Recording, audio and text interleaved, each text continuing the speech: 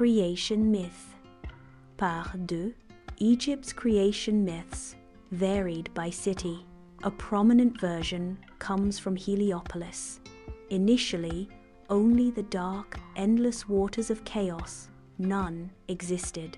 From none emerged a primal mound, and upon it the sun god, Atum or Ra, appeared, self-created. Atum then gave birth to other gods, Shu, air, and Tefnut, moisture, who in turn produced Geb, earth, and Nut, sky.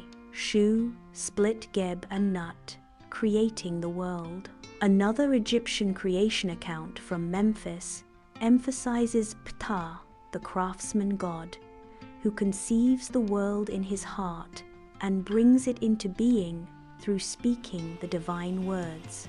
In yet another tale, the ram-headed god Khnum shapes humans and animals on a potter's wheel from clay. Across these stories, Egyptian cosmology underscores ideas of emergence, land rising from water, the life-giving power of the sun, and creation as an expression of divine thought and craft. Egyptian creation myths generally lack the large-scale cosmic war found in Mesopotamia. Instead, they focus on the unfolding of order, Ma'at, from primordial chaos through divine generation and creativity. Greek mythology, Hesiod's Theogony. The ancient Greeks recounted their own origins of the world in poetic form, notably in Hesiod's Theogony. In the beginning was Chausa, yawning nothingness. Chaos birthed Gaia, Tartarus, Eros, and others. Gaia spontaneously bore Ouranos, sky, and together earth and sky produced many offspring, including the 12 Titans. However, conflict soon entered the story. Ouranos hated his youngest children and hid. Cronus castrated Ouranos, enabling creation. Zeus led Olympians to overthrow Titans. Zeus's cosmos order, a new dawn. For instance, the tale of Prometheus forming humans from clay, and Zeus sending Pandora, the first woman whose curiosity released troubles into the world. Key themes in the Greek cosmogony include generational conflict among deities, the personification of natural elements as gods, earth as Gaia, sky as Ouranos, and the idea that the current world order emerged after trials and battles. Compared to Genesis, Greek mythology's creation is fragmented and multi-staged, with less focus on humans initially and more on the origin of gods and the world through divine family drama. South Asian perspectives, Hindu cosmogonies. In the Hindu tradition, there is no single canonical creation story, but rather multiple complementary cosmogonies found in Vedic scriptures, epics, and Puranas. One ancient account is the Nasadiya Sukta, Hymn of Creation, in the Rig Veda, which poetically ponders the origin of the universe. In the beginning, there was neither existence nor non-existence, only a primordial one, breathless by its own nature. It speaks of the universe arising from a formless void, yet ultimately admits that no one truly knows how creation happened, not even the gods, since they came after the creation. Other Hindu myths are more narrative. In later Puranic stories, the universe is cyclical. Each cycle, Kalpa, begins when the god Brahma is born, often depicted emerging from a lotus growing from the navel of Lord Vishnu, who lies sleeping on the cosmic serpent in the cosmic ocean. Brahma then creates the world and all beings. After billions of years, the universe dissolves and is created anew in an eternal series of cycles. Another popular tale describes the god Vishnu taking the form of a boar, Varaha, to the cosmic ocean and lift the earth goddess, Bhudevi, up from the depths, echoing an earth diver motif.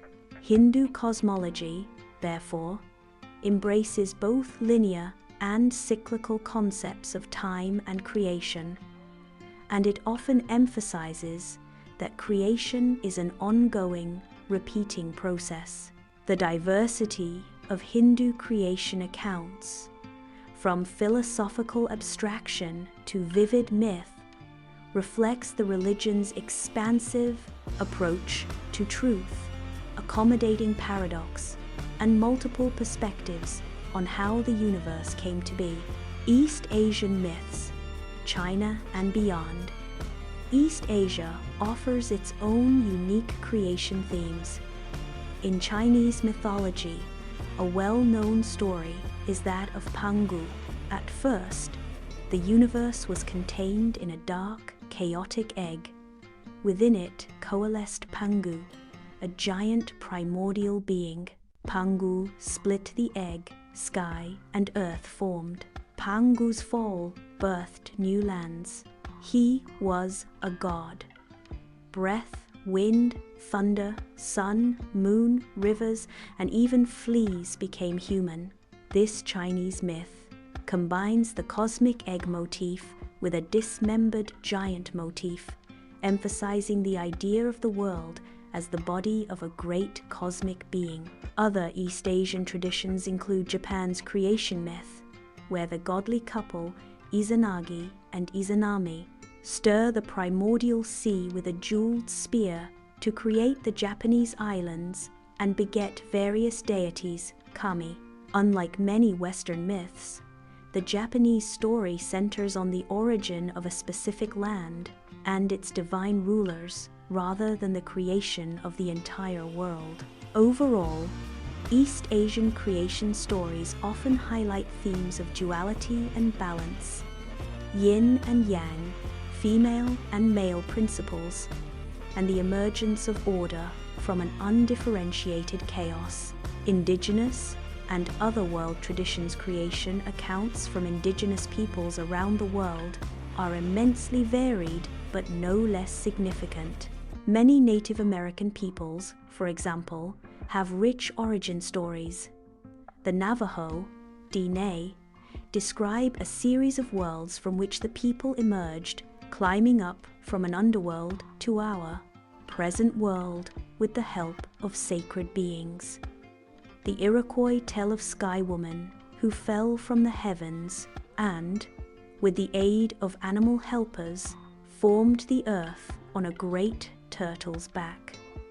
These narratives often emphasize harmony with nature and animals as partners in creation.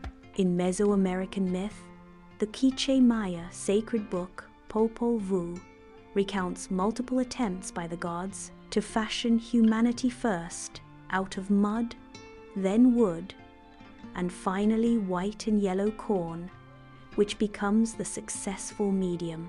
The Maya story is deeply concerned with finding the right substance and intellect for humans so that they can worship the gods properly.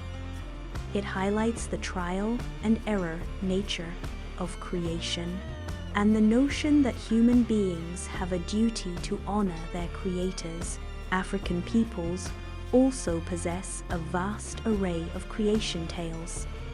The Yoruba of West Africa envision a Olorun sent Obatala to create land and humans. In the Yoruba story, Obatala carries a snail shell filled with sand and a rooster. He drops the sand into the water, and the rooster scratches it to spread it out, forming dry land, Isle, If, where he fashions people, creation, teamwork, delegation. In Oceania, Polynesian cultures, like those of Hawaii, speak of a primordial darkness and a series of gods who gradually bring the world into form, or, in Maori legend, the aforementioned separation of Earth, Mother, Papa, and Sky Father, Rangi, by their children to allow life to flourish between them. While each indigenous tradition is unique to its people and landscape, they commonly reflect a deep reverence for the natural world. They often cast the creation of land and humans in terms of familial or cooperative relationships among deities, animals, and ancestral figures. These stories imbue the landscape around the community with sacred significance. Mountains, rivers, or specific trees might be linked to acts of creation, reinforcing a worldview in which humans, nature, and the divine are intimately connected from the very beginning.